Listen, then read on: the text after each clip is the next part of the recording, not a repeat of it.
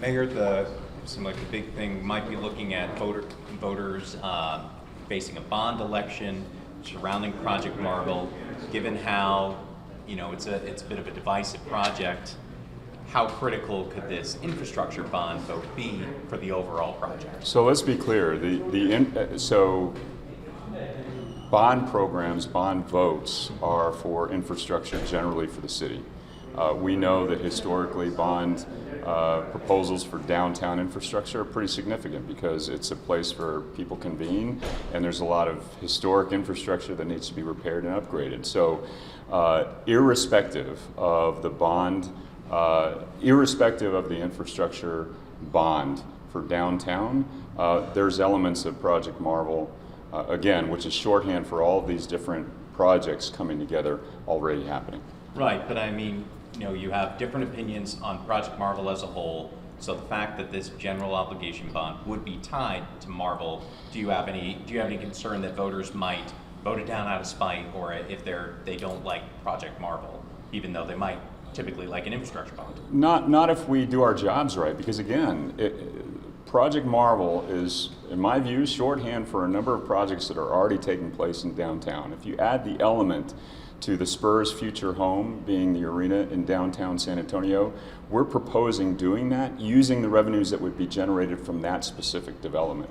So this is a boon for San Antonio in terms of uplifting the place where people convene in San Antonio, which in many respects is downtown. So we know that we have needs for upgraded infrastructure. We know we need better parking. We need a better transit in downtown San Antonio. So all of that needs to happen. I'm confident that voters and future elected officials will see the wisdom in moving forward with all of this. Mayor, what is the responsibility that falls on the city, on council, on everybody in the next 4 or 5 months to make sure that voters are educated on this, especially with the community meetings coming up? I think we need to continue to have a transparent process, and I think we need to cut out all of the rhetoric and talk about what the project actually is. Look, we have had for the last 15 years plans to upgrade our convention center. That's part of what we're talking about here. We know that the Alamo Dome, which is our major event center for large-scale 60,000 plus people events in San Antonio, also is 30 years old and needs significant upgrades. That's what we're talking about here. We're also talking about something that voters have already approved, which is the hemisphere redevelopment. The only thing different here that we're talking about is tying all these things together into a comprehensive vision that will also consider the future of the San Antonio Spurs being in San Antonio. If we can do that by also using the revenues that are produced by those specific developments, that's a win-win for everybody.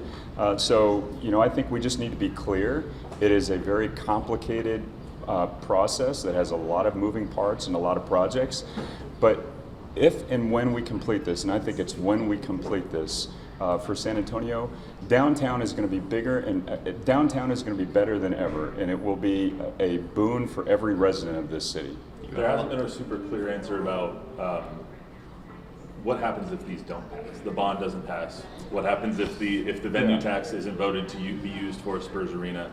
How important does that make it for voters this November? Look, if we got caught up with the prospect of failing on our goals, we would never get past go. I mean, we want to take what the community has been asking for years, which is a more vibrant, welcoming downtown that's easier to get to and easier to move around in and has more fun things to do in it. We're trying to deliver that, and we're trying to do it in a fiscally prudent manner.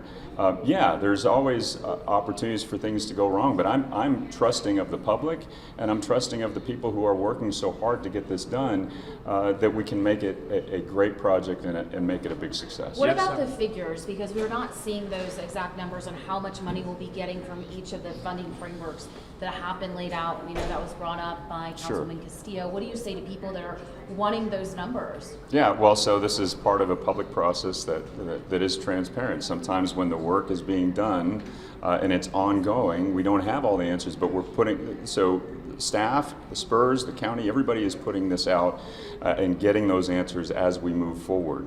And part of it is getting the public input as we move forward. But I'll tell you, we also need to know how much of the venue tax is going to go into different aspects of the county's proposals. When all those things start to lock in place, we will have surety. But I will tell you, what's important to me is what Ben shared, which is that the revenue generated from the development that will be guaranteed, that isn't there today, only happens if we, put this project together. Those are the revenues that would be paying for the arena. It's not going to be from residents' property taxes. It's not going to be from a sales tax proposition. So Project Marvel comes to fruition by the actual development that's produced by the vision. The council's going to have a shakeup in about a Sure. week and a half. You're going to have new people on there who are going to be approving key parts of this or possibly voting them down. You've heard several of the returning council members have their doubts about Project Marvel. Could this go, or could the work, I guess, that's been done under your administration be completely undone by a new council? Could you see this project kind of fade away? So look, it's a new council and a new mayor, but the public's priorities will continue on. They don't wait for the changing of the guard politically. What I know is this, the public has always wanted us to be prudent with their tax dollars. We are doing that with this project. The public wants us to improve infrastructure, not just in downtown San Antonio, but all across the city. We are doing that with this project. The public also supports the Spurs if we're being fiscally prudent and they're being good partners, which that we are all doing in this project. So as long as those remain the priorities of this city and the residents in this city, the next leadership, I trust, will do the right thing. The last thing I have for you, you guys are saying that the public tax dollars aren't going to the buildings, they're not going to the arena, they're not going to convention center, all of those things. Yeah. But you can't have any of those projects without roads and the bridges and walkways and sidewalks, which the infrastructure bond is going to go to. So do you think that's kind of disrupted messaging there? No, we're talking, so what I have heard is that the public, and I agree, doesn't want to see residential tax dollars going into an arena. We're not going to do that. What is going to happen in the revenue sources that Ben outlined in this proposal is from the development that actually is brought to the specific area in the downtown sports and entertainment district. If those projects don't happen, there's no arena. The good part about that is those projects are going to come with a guarantee. And so those projects happen and the arena gets funded. So that's what I hear when people say, we don't want tax dollars going to an arena. Our general tax dollars go to fund streets and sidewalks and police and parks. That's going to happen whether it's downtown or in somebody else's neighborhood. Thanks, everybody.